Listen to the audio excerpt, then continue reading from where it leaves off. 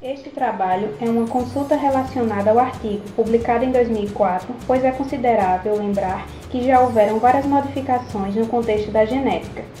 Todas e quaisquer substâncias naturais ou sintéticas que modificam as funções normais do organismo de uma pessoa podemos chamar de drogas. Também conhecidas como narcóticos ou entorpecentes, algo que passa despercebido muitas vezes é que substâncias como analgésicos ou antiácidos também são consideradas drogas. A diferença é que nesse caso são drogas legalizadas e seu uso é feito por meio de prescrição médica. É desse tipo de droga, inclusive, que vem a denominação drogaria para as farmácias. Boa parte das drogas, inclusive, é legalizada e utilizada para tratamentos médicos contra uma enorme variedade de doenças. Essas drogas ainda podem causar dependências e, se mal administradas, podem levar ao óbito. Existem medicamentos que, mesmo sendo exclusivos para tratamento, são proibidos pelo governo, como é o exemplo da melatonina. O termo droga é usado para definir aquelas substâncias ilegais que são comercializadas no tráfico e fora da lei, que são as drogas ilícitas. As drogas podem ser classificadas, entre outros critérios, a partir dos efeitos que causam no organismo, independentemente de serem lícitas ou ilícitas. Esses efeitos podem ser estimulantes, depressores ou perturbadores. Vamos começar falando sobre os depreciadores.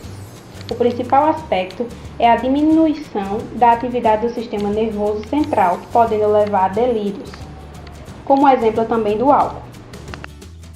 Dando continuidade sobre os efeitos, vamos falar agora um pouco sobre os estimulantes, que eles têm como principal efeito biológico a aceleração da atividade do sistema nervoso central, tendo como consequência o crescimento do estado de vigília e os níveis de adrenalina no sangue. Dando continuidade também, vamos falar sobre outros efeitos como perturbadoras. Elas geram sensação de bem-estar, diminuindo a fadiga e a sensação de cansaço no corpo. Entretanto, levam também a um estado de alteração profunda na noção de espaço e tempo, podendo causar também efeitos de delírios, mas também de alucinações.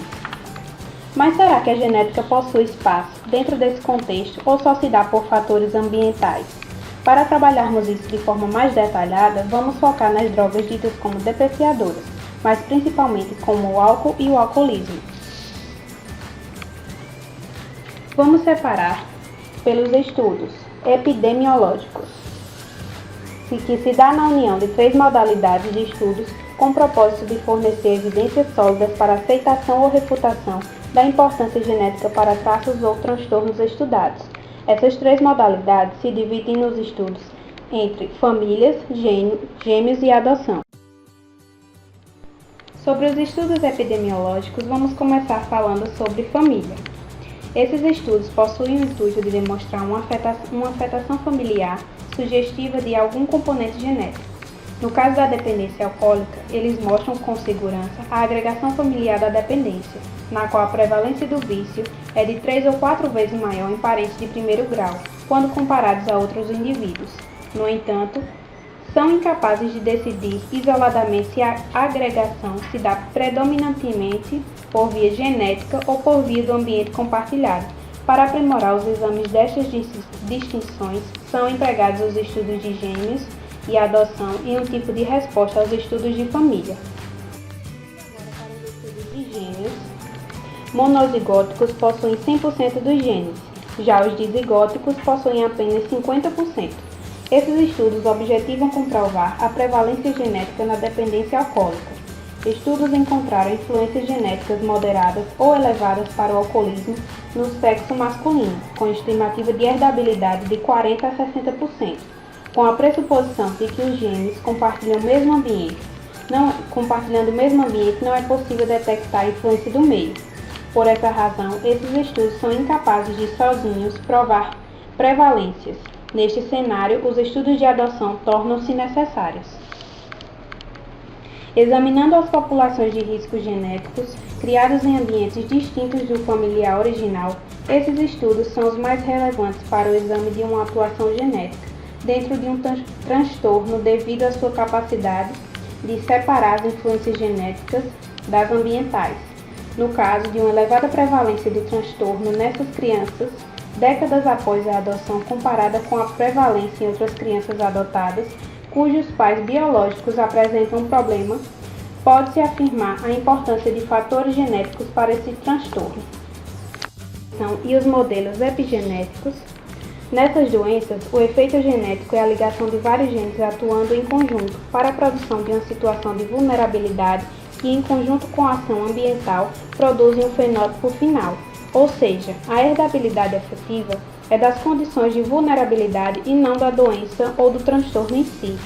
No caso das dependências químicas, portanto, devemos falar de genética das condições de vulnerabilidade ou suscetibilidade. Este modelo, compreendendo a herança genética das vulnerabilidades e sua modulação ao longo dos anos pelos efeitos ambientais, é chamado de modelo epigenético. É preciso ter um modelo de estudos que demonstrem o componente genético de outros fenótipos ligados às dependências. Peguemos, por exemplo, o álcool e fenótipos de vulnerabilidade. No caso desse componente, podemos observar pelos seus traços de personalidade e pela ação bioquímica da droga no organismo, e também por outros aspectos, como, por exemplo, o comportamento. O nível de atividade comportamental para esse aspecto confirmaram um resultado acima para filhos de dependentes do álcool ou abusadores de drogas em relação a não dependentes. Ou seja, o comportamento que eu tiver dentro do contexto familiar irá determinar minhas futuras atividades. Aí sim entra o contexto do ambiente. A persistência da atenção, que é a maior prevalência de distúrbios de atenção em populações de alto risco para desenvolvimento de dependência do álcool, ou seja, uma vulnerabilidade. Também uma investigação neurofisiológica encontrou alterações em filhos de dependentes do álcool. Com isso, nos mostra um marcador fisiológico relacionado a mecanismos de atenção. E como último aspecto, a sociabilidade. Os que vieram a desenvolver alcoolismo demonstram variações na maneira de socialização, que poderiam ser resumidas em um desequilíbrio comportamental, seja como agressividade, buscas de sensações, impulsividade ou inconformismo social. Ao lado dos traços de personalidade associados à vulnerabilidade, o componente bioquímico mais estudado é a variação das enzimas metabolizadoras do álcool no organismo. A enzima álcool desidrogenase é responsável pela metabolização do álcool e a acetaldeído, que em altos níveis sanguíneos provoca reações desagradáveis, como náuseas e vômitos. No entanto, os níveis de acetaldeído mantêm-se baixos devido à ação de outra enzima. Os níveis de acetaldeído mantêm-se baixos devido à ação de outra enzima, a aldeído desidrogenase, que é a ALDH. Essa enzima possui pelo menos duas variantes, a LDH1 e a LDH2, geneticamente controladas, sendo que a LDH2 é inativa biologicamente, o que faz com que os 10% da população asiática homozigota para este gene tenha intensos efeitos adversos, tornando-se protegida para o desenvolvimento de dependência do álcool. Outro fenótipo que vem sendo mais recentemente estudado é o nível de resposta ao álcool. Traz perspectivas promissoras para o campo. Encontramos a associação entre um menor nível de resposta aos efeitos do álcool e desenvolvimento de dependência do álcool, abrindo terreno para que se iniciem estudos dos trajetos bioquímicos envolvidos nos efeitos do álcool. O segundo estudo são sobre os estudos moleculares. O primeiro artigo publicado com algum achado positivo conheceu grande repercussão internacional e um precoce otimismo para o encontro de um gene da dependência do álcool. Estes autores encontraram associação entre uma variante do gene receptor dopaminérgico. O sistema dopaminérgico é o mais estudado dentre os trajetos envolvidos no sistema de recompensa cerebral, com destaque para a investigação de variações polimórficas nos genes de seus 5 tipos de receptores, DRD1, 2, 3, 4 e 5. Associações são encontradas em determinados polimorfismos e dependência de drogas para os receptores. O DRD1 encontraram associação entre uma variação do gene para este receptor com diversos comportamentos impulsivos incluindo abuso de drogas.